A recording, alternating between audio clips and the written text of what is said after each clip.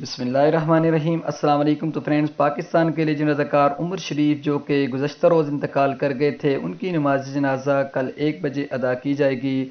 उमर शरीफ की नमाज जनाजा कल जर्मनी में दिन 1 बजे मकामी तुर्कश मस्जिद में बाद अज़ नमाज ज़ोहर अदा की जाएगी।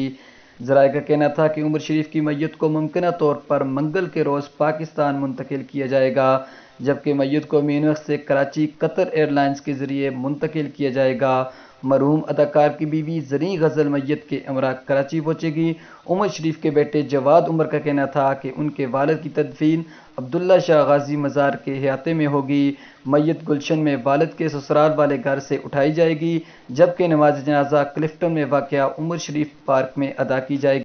और आपकी नमाज जनाजा मुफ्ती मोहम्मद तकी उस्मानी साहब पढ़ाएंगे, क्योंकि ज़रीं उमर ने उनसे रिक्वेस्ट की थी और उन्होंने ये रिक्वेस्ट कबूल कर ली थी। वीडियो अच्छी लगे चैनल को सब्सक्राइब कर दिएगा।